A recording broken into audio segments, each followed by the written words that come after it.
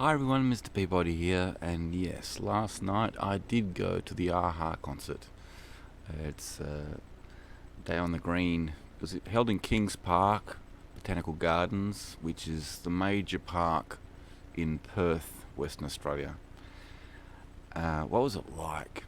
Um, well, getting in there through the traffic was fun, but not too bad. We found a place to park and we walked up, and when we got there was a lot of people, but we actually had allocated seats, so we were looking around how to get to our seats, and we found a security guy, and we said, "Oh, listen, our seats are over there. How do we get there?" Because there was rope, things roped off and sectioned off and everything like that. He goes, "It's okay, I'll take you." So we got security escort all the way to our row. And once we got to our row, there was an usher there that took us right to our seats. So that's where our seats were. Now, where were our seats? 10 foot from the stage. Yeah, 10 foot from the stage. Any closer, and we would have been on the stage. It was fantastic. Um, but of course, we got there at probably about 5:30, and the interesting stuff didn't happen until about 9 o'clock. So we had a bit of a wait. But in between, they had a DJ dude. Didn't find him overly entertaining. All he was he was basically just playing music, but he was acting like he was mixing it all together, and he created it from scratch. No, all he was doing was playing MP3s or CDs or whatever he had, but he was making it look like he was doing all this wonderful stuff. He wasn't doing anything. He was a clown. He was obviously there to entertain the crowd in some way or another, and his name was Master Bates. Master Bates. DJ Master Bates. And I didn't find that overly amusing. Anyway, so he was on for a little bit, and he was clowning around. And then after that, after a little while, another band came on. I can't even tell you the name of the band. But it is a band that is actually travelling with AHA and Rick Astley on the whole tour. I don't know if it's only for Australia, but I know that they're staying with the tour of Australia. And they were okay. They were quite good. Very much, they used very much 80s sounds, so it did blend in well with, obviously, Rick Astley and AHA.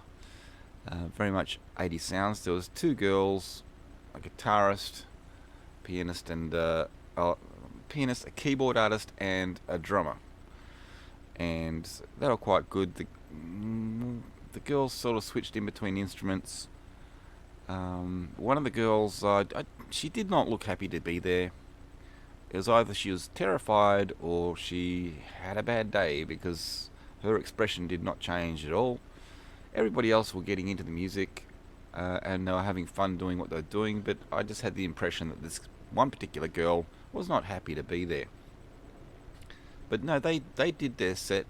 They were quite good. That was fine. And then DJ Master Bates comes on again, and tortures the crowd. And then after that, after a little while, we got Rick Astley. Rick Astley came on. Rick Astley is actually a very entertaining person. Did I like all his songs? No, but I don't have to. But he was very personable with the crowd, the whole crowd. And he's actually quite a funny guy. So he was bantering back and forwards with the crowd. So he kept the whole place engaged. And that's the main thing about an entertainer. If they can do that, good on them. Anyway, so Rick Astley finished his set, and then he went off. Now, this whole time, we we were in like the third row, which, as I said, was 10 foot from the stage. Because I think there was 2 rows in front of us, and the whole time there was 2 seats that were left blank. There was nobody in them. All the other seats were taken, but there was 2 seats in there, which gave me a perfect view of the stage. And I was thinking, oh, this is really great. They haven't sold these 2 seats, and it gives me a better view of the stage. Anyway, it came very close time for Aha to come on. And then 2 guys showed up to take those seats up. And one of them was a man mountain. He was a very tall and very large guy. And for some reason, a lot of these people that had paid good money for these seats that were right in front of the stage, for some reason, all these people decided they needed to be standing up. And so if they stand up, you can't see anything. So you have to stand up. That annoyed the crap out of me, and especially when they start pulling out their cell phones and hanging them over their heads. So not only do you have people standing in front of you, but you've got all these cell phones. The woman next to me annoyed me a couple of times previously because she was standing up, and when she stood up, she stood right in front of me. And she was one of these hip-hop chicks, the kind that do this dance move. And I'm thinking, well, one, that's not really dancing, but why are you standing in front of me? And this was quite annoying to me, but I thought it was quite funny when this big guy showed up, and as soon as he stood up, she looked at me, and it was that look of recognition, like, I was blocking your view, wasn't I? Yes, you were. Anyway, what did I think of Aha? I thought they were fantastic live. I told my ma, I said, I was basically starstruck. These are guys that I've been listening to their music for over 30 years. I love all of their albums. I've followed everything they did. I've seen pretty much every interview or anything that they did. I've loved these guys for a long, long time. And there they were. And when they set up for Aha, the boys from Aha were set right at the front of the stage. So they were right there.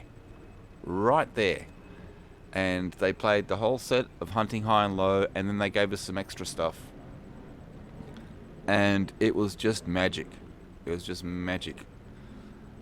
apart from the inconsiderate people, it was fantastic.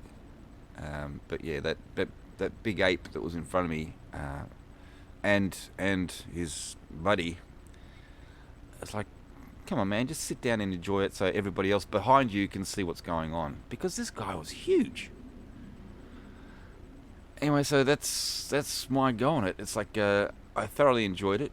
I saw my boys in person, and I've been waiting a long, long time to see these boys. And luckily, getting out of there when it was all over was not too difficult. It was actually surprisingly easy. So me and Ma had a good night. We thoroughly enjoyed it. And Aha. Plus, the other thing, I now have the most expensive t-shirt that I have, which is an Aha t-shirt. And yes, Perth, for the southern hemisphere, Perth, like when they first started, because Perth was their first live concert ever, way back in, 34 years ago, or whatever it was. And so when they did the Southern Hemisphere again, they started in Perth, and they all said how much they loved Perth. So I thought it was fantastic. Anyway, that's what happened last night, and thank you, Aha.